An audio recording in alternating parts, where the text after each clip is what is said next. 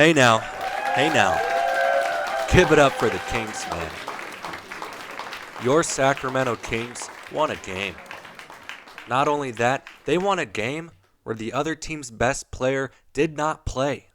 First one of the season, I'm pretty sure. But no, the Kings really needed that win. If they lose last night, we're looking at a full-blown revolt in Sacramento. Players asking out of their contracts, Vivek selling the team. But luckily, they won. Saved the season by winning a game they were supposed to win. But hey, in all seriousness, they did what they were supposed to do. Hopefully this builds some momentum going into the road trip. And I'll talk about that more at the end, but if you haven't taken a look at the upcoming schedule recently, you might want to take a peek and find out who your local state representatives are, because this is not okay. But before we do all that, let's talk about last night's game. Was this a Harrison Barnes showcase game? Dude had 19 points at half. Nobody else on the team had more than 5. I mean, 5 guys had 5, but, still. It's insane. While we're talking about the first half, only gave up 40 points. And you guys are talking about how we need more defense. Yeah, okay. All right. Kings are 2-0 and HB scores 30. Just saying. He finished with 32 points. First 30 bombs since the first game of the season. Yeah. That's about all on that. Great game from HB. Hopefully that might raise his trade value a little bit. Some other interesting things from that first half. Fox didn't score in the first quarter. And I think he had 4 points in the first half. Dude is he was just front rimming everything.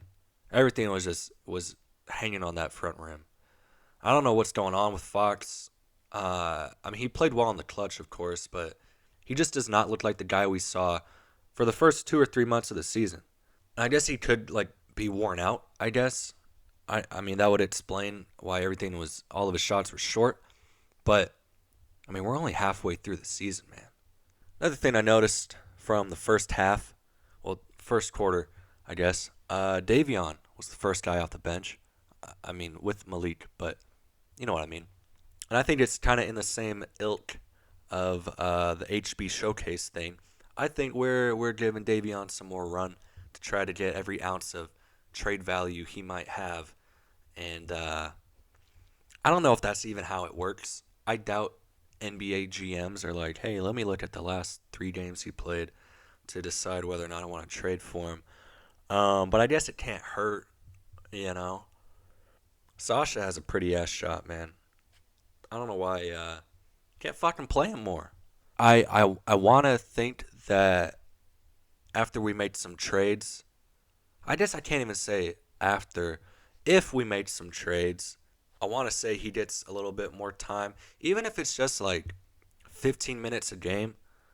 If it's consistently 15 minutes a game, every game, that'd be awesome. I think every Kings fan would be happy with that. I know some probably want to see him more 20, 22 minutes, whatever. But 15 minutes for 8th best player or so, it's not bad. I would take that for sure. Rather than what we're getting now where it's 8 minutes here, 20 minutes there, 12 minutes here. Don't see him for 5 games. I just want to see him every game because he's always doing something cool. Oh, and speaking of cool things that you see on a basketball court, that dunk by JaVale McGee, what a fucking pussy tech, bro. Come on, let them have fun. Let them play. I saw that same shit in that Celtics Nuggets game the other night where Tatum hung on the rim. And his was literally, both of them for that matter. You have to, hold on to the rim so you don't fall flat on your back or on your neck or something. Tatum did have, he did a pull-up after, so I guess he can give him a tech for that. But I thought JaVale was just I'm not about to do a fucking, half a backflip here, so I'm going to hang on to the rim a little longer. I think he's just big as hell. When he's holding on to the rim, yeah, his head's going to be above the rim. That's just how it is. He's a big guy. But to tee him up, bro, it was right away, too. He hadn't even gotten off the rim yet. And then they teed him up. It's bro, at least give him a few seconds. If he's hanging on there for 5 seconds, yeah, that's one thing. But Dude, literally, like his momentum brought him back, and then he got off, and they called tech. I like that he got the crowd into it after that because he's like, what the hell is this bullshit? Is this not entertainment? Is the NBA not paying me to be an entertainer? Hey, I don't get it, man. I don't know if you guys felt this way, but when the Hawks went on that 16-2 run, I thought it was over. I was like, man, I've seen this movie before, and it usually doesn't end well, or at least it hasn't the last 4 or 5 games.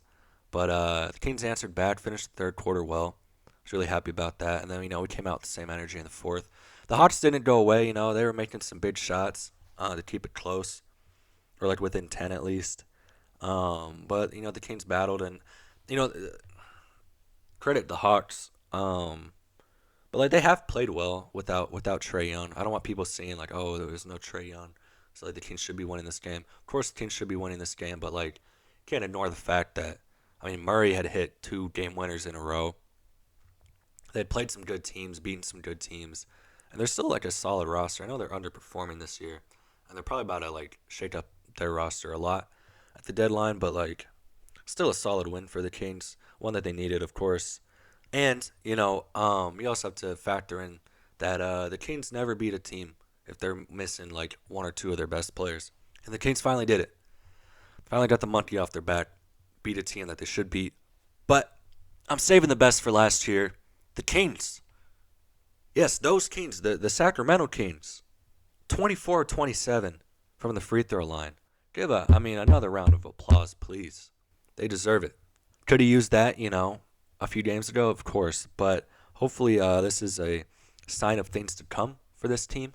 Hopefully they can do this consistently and in high pressure moments, not just when you have a 10-point lead. I think that's about all I have from this game. I kind of was rambling there for a little bit, and I apologize for that. But I did want to talk about one more thing, the thing that I promised I would talk about at the end here.